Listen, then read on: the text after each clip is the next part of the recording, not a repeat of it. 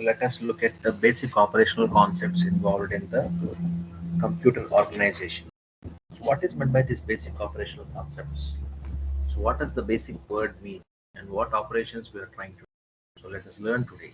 So let us review that what we discussed earlier with some basic concepts. First point to understand here is the basic function of the computer is to execute a program in a sequential manner, and it has to store the instructions in the computer memory. Along with it, all the instructions are executed to process data which is loaded into the computer memory through the input device. And after processing the data, what it has to do, it will result in either storing back into the computer memory for the further reference, or it is sent to the output mode through the output port. So usually when a computing we are trying to do, it is going to send it as an output, or it store by itself to the computer. So this what will happen. And we already seen that in the functional units, where the computer is going to contribute to the entire program, right? And these functions are of different types and different units. Let us see here what was the overview of this basic operational concept. The activity in a computer is governed by instructions. We know that the complete computer is being done with the help of instructions. This set of instructions is called as a program. That we know. And next, to perform a given task, what we are going to do, the program is going to be considered the list of instructions. The list of instructions is nothing but your program, which will be stored in a memory. Okay, and all the individual instructions which we have were brought from the memory into the processor. From memory, what we have stored, we are trying to bring it to the processor.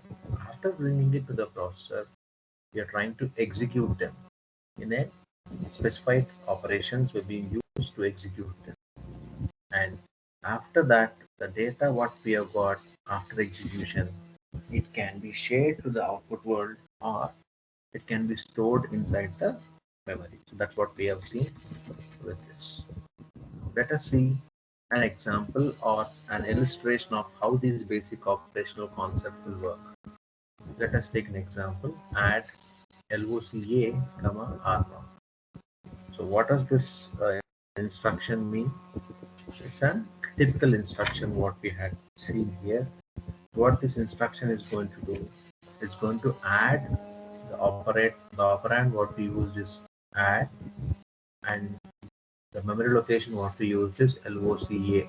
It's like location A. That is a reference for the memory allocation. And now the operand what we used is register R0.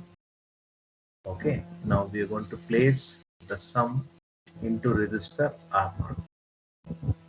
So add LOCA, R0. Add is an output.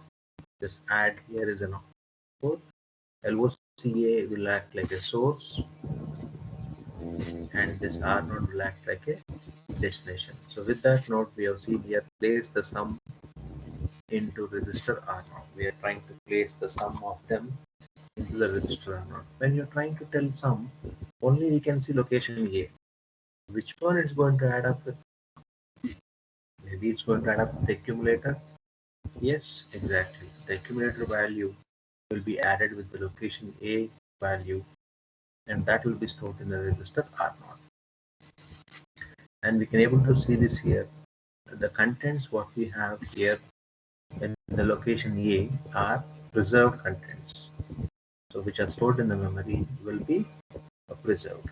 And the original contents of this R0 are overwritten. What we have existing with R0, they will be overwritten. There are some steps involved here. Let us see at those steps. So several steps here. Let us see them one by one. The instruction is fetched from the memory into the processor. The instruction is fetched from the memory into the processor, and the operand of location A is fetched and added to the contents of R0. So what we are trying to do, the operand at location A is fetched and added to the contents of R0. And after fetching it, the sum what we are going to get is being stored inside the register. So this is how we are going to act basic operations. So let us try to separate the memory access and ALU operation.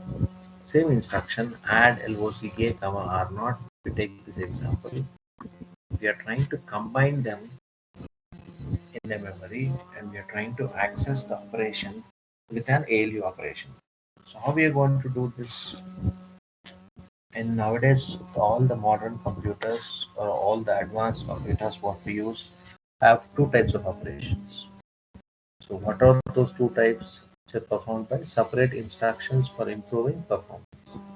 We're going to use them separately. That's why the name separate memory access and ALU. So when you are trying to access the memory, you can able to freely use the ALU, and when you're trying to use the ALU, memory access can be left free or it can be also activated. So when these two tasks are separated, let us see what was going to happen here. So this way it is. So where previously what we did there, we are trying to do load LOCA comma R1, but before that load instruction what we did directly we did there add LOCA comma R1, which means we are trying to memory accessing it and ALU operation together we did. Now here we have separated them. So this corresponding statement is going to justify further ALU or memory access. So loading it's like memory access, and ALU is like add the numbers of R0, R1. So this one is like ALU operation. So this simple instructions will show us how the effective way of using it by separating the memory access and ALU operations. Let us go further. What is the connection between the processor and memory? So if you see this blue colored screen, what we have here, this complete block is a processor. So what this processor is doing, this processor is having three different verticals. So which consists of control unit and ALU on the rightmost side, and on the center of that we have MDR register. This like memory data register and address register. MDR and MAR we have, and whereas this data is a bidirectional and this address is a unidirectional register, which will have further with program counter and instruction register. And depending on the number of bits what we have, the register size is going to vary from R0 to Rn minus 1. So this way, the connections between the processor and memory will be there. And what is this registers? What all registers we have here? These registers what we have here are instruction registers, program counters, general purpose registers, and memory address registers and memory data registers. So all these registers what we have are the part of this functional block, MAR, MDR, and so on. Okay, let us look at them. MAR, MDR, and so on. So this MAR is what? Memory address register. So this registers what we have here were used for us in handling the data effectively, and also data transfer between the main memory and processor. We have a main memory and we have a processor. When you want to try to transfer the data, so you are going to use this MAR and MDR register. To be specific, this MAR will hold the address of the main memory to or from which data to be transferred. So to where you have to send and from where you have to send. This MAR is going to be useful for you.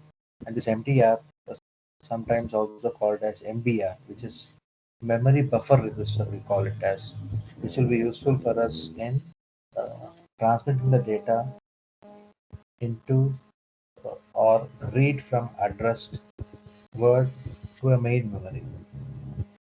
So let us see that once again.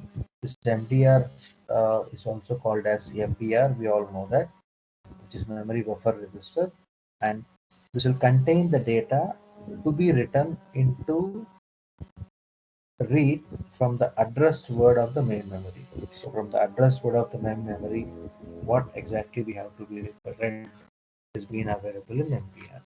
And we all know that this program counter will keep incrementing in a series manner and based on the instructions stored in the memory. And these instructions will tell us the CPU, how exactly is being desired to get the result. And it's an important register which will be useful for executing in a proper order and get the correct result. And the sequence of instructions executed is monitored by program counter. The program counter is going to manage the sequence of instructions. Now, what about the instruction register? The instruction register is useful for us in holding the instructions that is currently being executed. What all the currently executed instructions we're going to use through instruction register. So that's it about today's lecture. In the next session, we are going to see on typical operation steps. Thank you.